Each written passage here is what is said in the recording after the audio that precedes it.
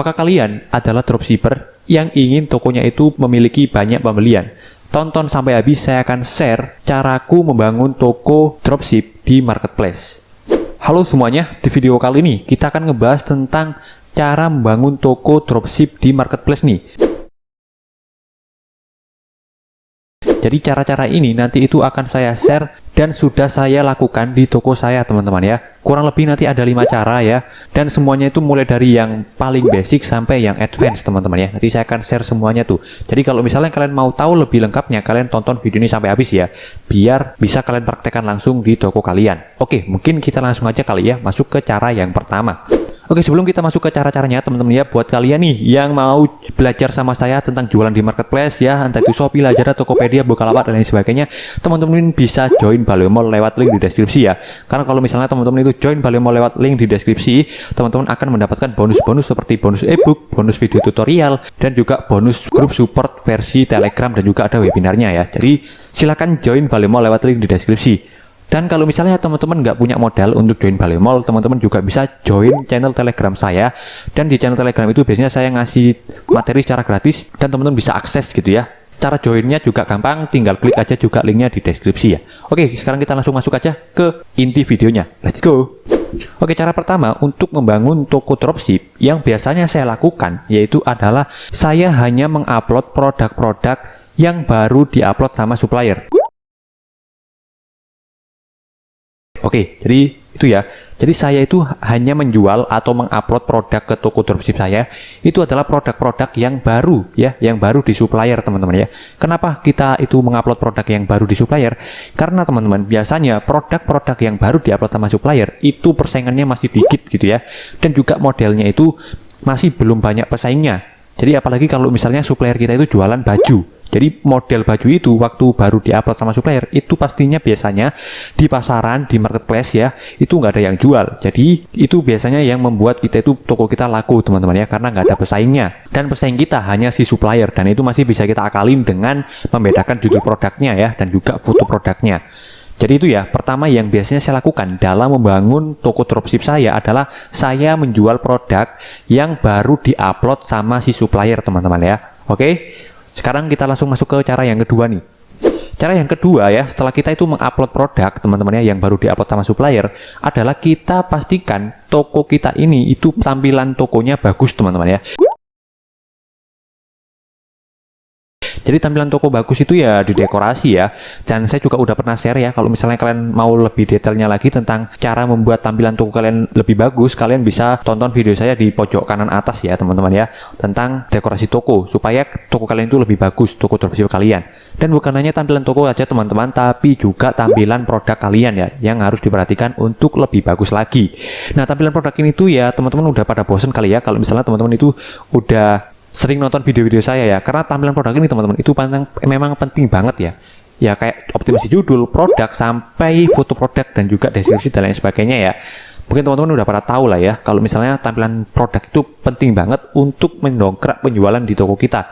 Jadi itu ya, yang kedua itu adalah pastikan tampilan toko kita dan juga tampilan produk kita itu bagus teman-teman ya. Oke, sekarang kita masuk ke cara yang ketiga. Cara yang ketiga adalah ambil profit kecil dulu. Jadi setelah kita upload ya, kita udah perbagus tampilan toko dan juga tampilan produk kita. Waktu kita itu ngambil profit, waktu kita setting harga produk kita, itu jangan banyak-banyak teman-teman ya. Ambil profit atau keuntungannya itu. Misalnya nih, di harga supplier itu adalah produknya 50.000. Nah, kita jual di toko kita itu kalau awal-awal adalah 55 teman-teman ya. Jadi kita cuma untung 5.000 dulu aja. Kenapa?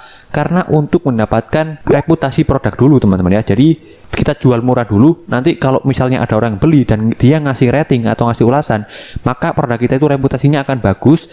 Dan setelah reputasi produk kita ini bagus, kita bisa naikkan tuh pelan-pelan ya keuntungannya, yang sebelumnya itu 5.000 menjadi 10.000, 15.000 gitu teman-teman ya. Intinya untuk awal-awal kalian ambil profit itu kecil-kecil dulu aja. Dan juga apalagi kalau misalnya kalian itu jualan di Shopee ya, waktu jualan di Shopee, waktu toko-toko awal buka, itu biaya adminnya masih belum gede teman-teman ya. Beda lagi kalau misalnya toko kalian itu udah star seller, star plus ya, itu biaya adminnya makin mahal lagi. Jadi saya saranin sih ya, kalau awal-awal itu ambil profit kecil dulu aja, karena biaya adminnya itu masih kecil ya. Jadi kalian nggak sampai rugi gitu teman-teman ya. Nah, terus cara yang keempat yaitu adalah iklan, teman-teman ya. Jadi kita pakai iklan.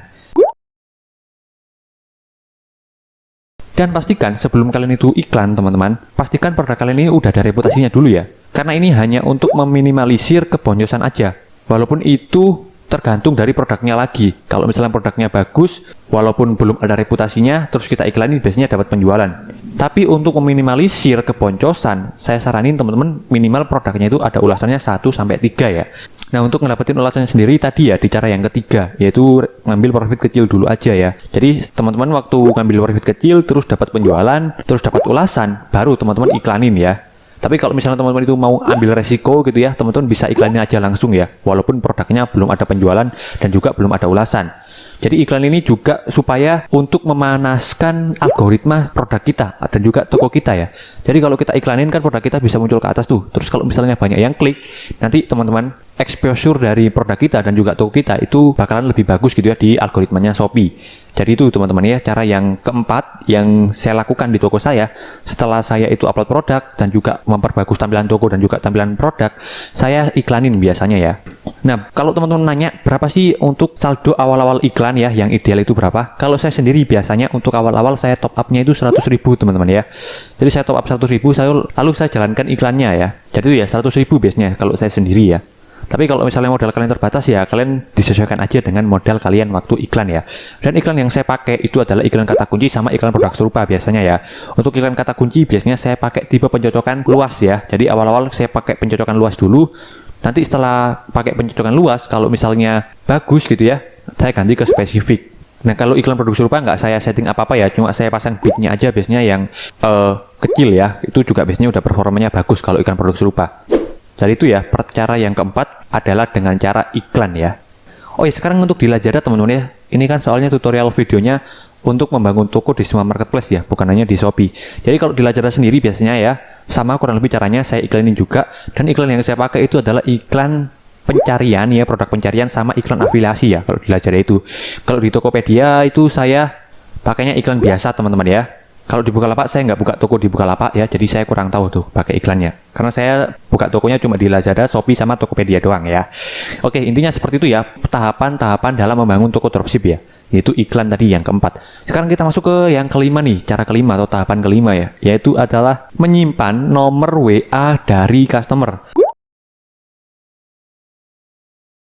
Jadi waktu ada pembeli teman-teman ya di toko kita, itu kan waktu kita cek itu ada alamatnya, terus juga ada nomor teleponnya. Nah, nomor telepon itu teman-teman jangan dianggurin gitu aja, tapi teman-teman save tuh nomornya ya. Kalau misalnya nomornya itu terhubung dengan WA, maka teman-teman bisa chat ya ke WA itu. Tapi kadang-kadang juga ada customer yang nomornya itu nggak terhubung dengan WA-nya, itu nggak apa-apa ya. Kalian chat aja untuk customer yang terhubung dengan WA. Dan banyak juga kok nomor-nomor pembeli yang terhubung dengan WA ya. Jadi kalau bisa nomor-nomor WA dari customer kita ini kita simpan teman-teman ya. Kita simpan, kita save, terus kita chat juga. Nah, chatnya biasanya yang saya lakukan yaitu adalah misalnya ya, pembeli itu baru beli di toko saya ya. Terus saya chat, saya ucapin terima kasih karena udah order di toko saya gitu ya. Untuk template chatnya kurang lebih seperti ini ya. Nanti teman-teman bisa tirukan aja, jadi saya chat seperti itu. Setelah itu nanti biasanya si customer itu ada yang ngebales, ada juga yang cuma ngebaca doang ya. Tapi kalau misalnya si customer itu ngebales gitu ya, dan biasanya dia juga nge-save nomor kita, nanti kita tinggal jualin lagi aja teman-teman ya produk-produk yang mirip. Kalau misalnya kita ada produk yang mirip gitu ya, intinya kita upsell lagi ya untuk si customer ini. Jadi jangan dianggurin gitu aja. Kita kelola tuh data-data dari nomor si customer itu. Nanti teman-teman juga kalau misalnya banyak yang nge-save gitu ya nomornya ya, teman-teman tinggal buat story aja jualan, itu biasanya udah banyak yang ngechat dan juga banyak yang beli. Jadi teman-teman bukan hanya mengandalkan pembelian dari marketplace, tapi juga bisa mengandalkan pembelian dari WA gitu ya, dari nomor save itu tadi, dan itu gratis ya. Teman-teman untuk mendapatinya juga tinggal story dan juga nanti akan ada yang beli. Jadi nggak perlu iklan, nggak perlu optimasi, nggak perlu capek-capek gitu ya teman-teman ya. Jadi itu yang biasanya saya lakukan ya, tahapan-tahapan dalam membangun toko dropship yang ada di toko saya yang bisa mendapatkan omset ratusan juta ya. Jadi yang pertama tadi yaitu saya upload biasanya produk-produk terbaru dari supplier ya. Terus yang kedua tadi yang saya lakukan adalah memastikan tampilan toko dan juga tampilan produk saya itu udah teroptimasi atau bisa dibilang bagus gitu ya. Terus yang ketiga tadi adalah mengambil profit kecil dulu untuk mendapatkan reputasi di produk kita ya. Setelah mendapatkan reputasi, kita ke cara yang keempat yaitu tentang iklan. Dan setelah iklan nanti setelah toko kita rame gitu ya, dapat pembeli, selanjutnya kita tinggal save aja nomor-nomor dari pembeli kita dan kita kelola untuk dijualin produk lagi di WA gitu teman-teman ya.